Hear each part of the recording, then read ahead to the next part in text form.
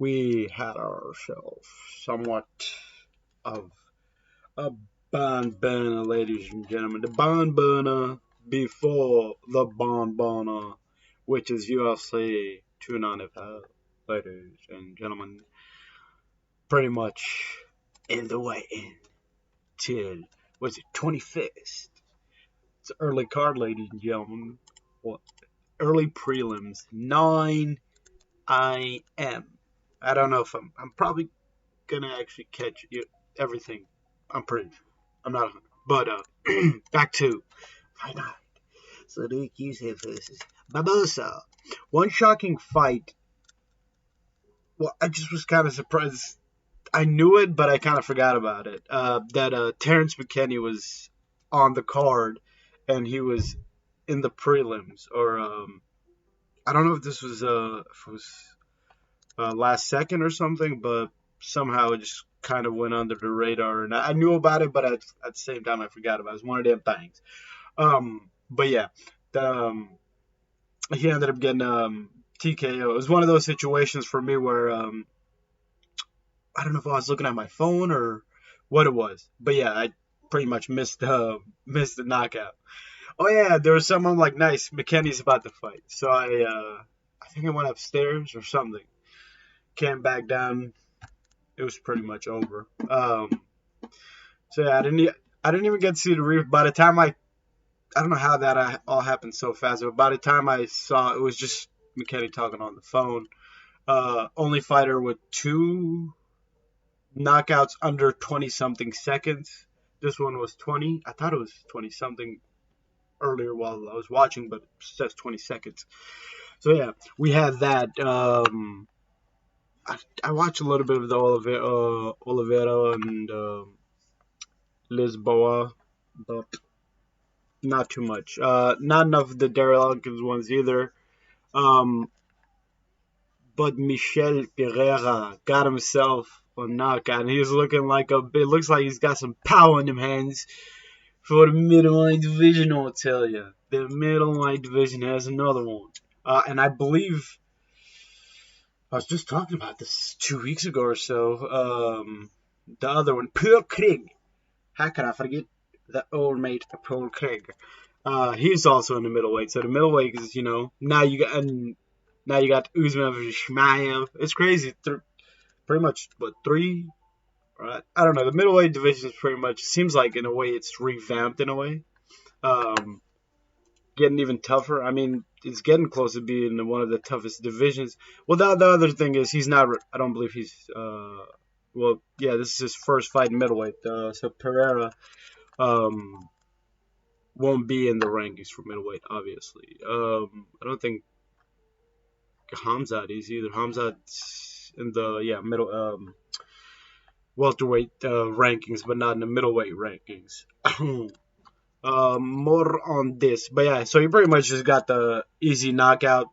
Uh, I mean, there was really nothing more to say about that fight. We just pretty much found out that Michel Pereira has fucking power in it. Freaking hands, man. Adrian Yanez, that fight, that was probably the fight that I was like most in tune with. I also had a issue with the lagging. That was pretty much became a problem during the Yanez fight. I believe it was. So like after so I saw all the inside leg kicks, man. They were so hard to just see or predict, to be honest. Those inside leg kicks, I was like watching for a stance, and it was more of like he was just standing there. He really wasn't like, he was more stiff and then kick. He didn't really like show a sign. I don't know, maybe somebody else seen like exactly what he was going for, but from what I saw, you just couldn't really predict it. Plus the camera angle was like a little bit high. Sometimes I don't like that when they do that. I want to see the full angle. You want to see their stance and see if there's something they show or give before they do the kick or punch or whatever. So yeah, that's it'd be nice if they probably did something about that. Araujo versus Mai. Oh yeah, pretty much Giannis lost the fight and it just didn't look good for him. Actually, there was one more other. Oh yeah, Christian Rodriguez versus Cameron Simon. Actually, so the problem actually began with this fight. I don't know how I didn't see. But Christian Rodriguez. Yeah, he's Mandem who beat, as you see right there. He's the one who beat Raul Rosas. If you didn't know, they're in that fight. I actually didn't know coming into the fight. I didn't know that either one was fighting. So I don't know how I didn't see that. Simon, they've been kind of been pushing him a lot, to be honest. It's not just him. People bring him up quite a bit too. So he just, but yeah, Christian Rodriguez, man's looking legit. Looks like he has power compared to Adrian Yanez. He actually looked bigger. So I'm like, is Adrian Yanez in the right division or? Oh no, Adrian. I'm talking about the Cameron Simon fight. Yeah, so Cameron Simon looked small, but then at the very end of the fight, or not, and like during the second round and stuff, Cameron Simon started doing his own thing. There was a time he was controlling and everything, but pretty sure that first round, that dominant first round, kind of. But yeah, he didn't look too good, to be honest. But I mean, the ending of the rounds, he was okay, but like I said, he kind of looked small for the division. As in Simon Cameron. I didn't think that from with any of his other fights, but this one, either Christian Rodriguez is just much bigger than everybody else, or maybe that's his advantage. But compared to Raul Rosas Jr., it wasn't really that big of a difference. But yeah, that was pretty much the whole fight. Since like there was moments where I missed and stuff. Already talked about that one. Araujo, I barely saw that one. That was a. It was kind of, to be honest, it was kind of boring. Uh, aka technical. Um, but other than that, that fight, both girls got takedowns. I believe. I believe I saw them do it. Both girls got takedowns.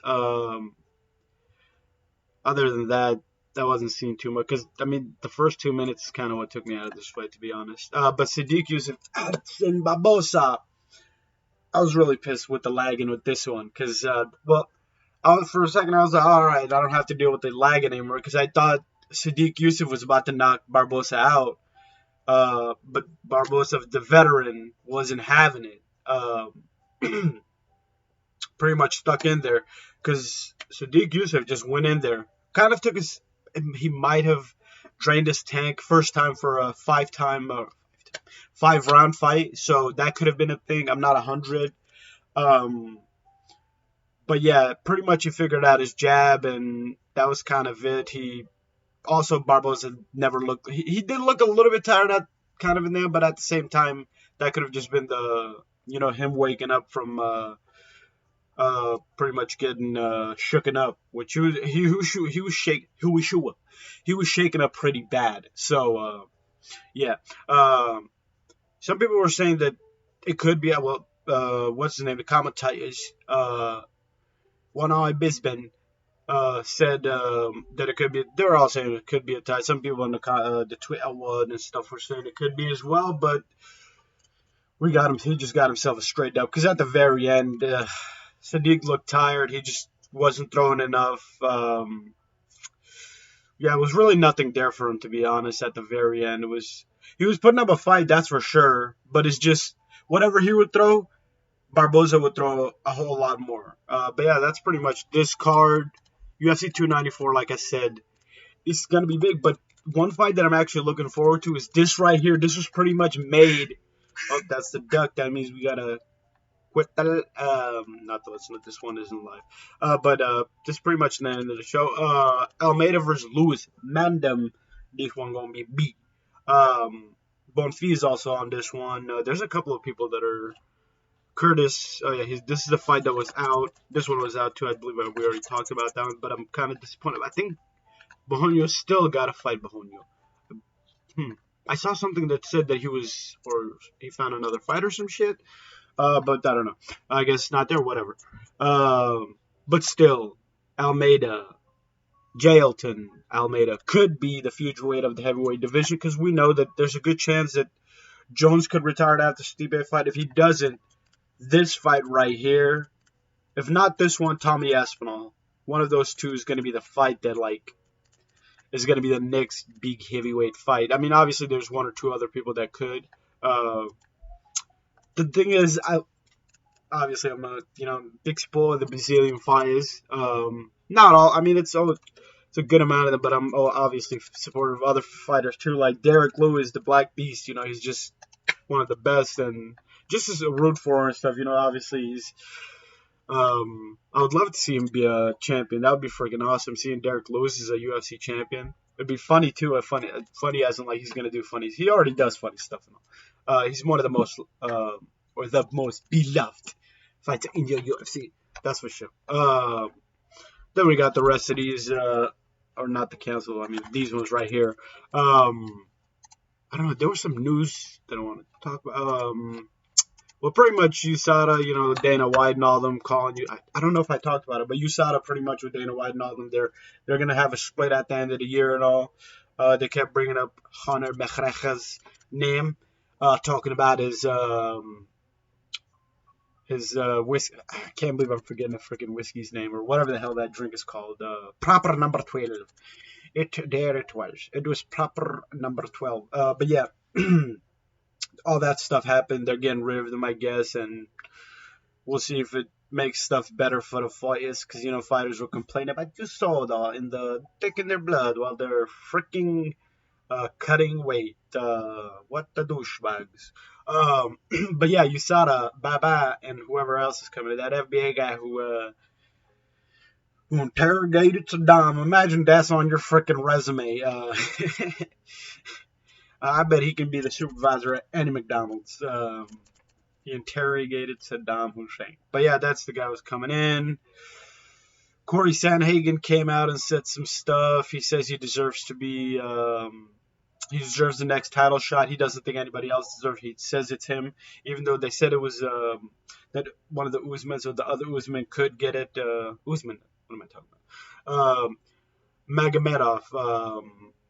I think that's Habib's cousin, the one who had his fight cut or whatever, or not fight cut. Pretty much the fight was called off. He was supposed to fight Corey Sandhagen, but Corey ended up beating the crap out of Rob Font, and we all know the story now. Corey got the surgery. I think he had to get double surgery or some crap, and then he had to make the recovery, and he says he wants the next title fight. Then Ilya Topuria, Alex Volkanovski could still happen if not Max Holloway steps in. I don't know. Some of the stuff is rumor still, and well, obviously the Corey Sandhagen, that's just him saying that, and they might, who knows. But if Max gets the title, we're probably going to see that Alexander Volkanovski fight again, and I wouldn't be shocked if Max beat the crap out of Ilya. But Ilya is one tough mofo, that's for sure. That's most likely going to take place in Spain, I believe so. Not 100. What else was there? Corey Sandhagen, Mike Perry. Well, Mike Perry really, there's nothing with MMA right now. He showed up for the Misfits stuff. I don't know. I'm a big Mike Perry guy too. So whenever he does stuff, if he was in a Misfits fight today, I would probably watch it. But since there was no Mike Perry around, I'm like, yeah, I'm not even gonna touch that. I ended up just watching some. What was it? Pac-12, Washington versus Oregon. That was pretty cool, but I was doing the double watch pretty much, watching the game and watching prelims. That also affected my reviewing of but at the same time, the lagging just even made it worse. So like trying to focus on two things, and then every once in a while, the UFC would be lagging so much, I'd be like just zoned out. But yeah, that's gonna be it. Thanks for the watch. Y'all are and Ozzy, as Mandem Alexander said. But y'all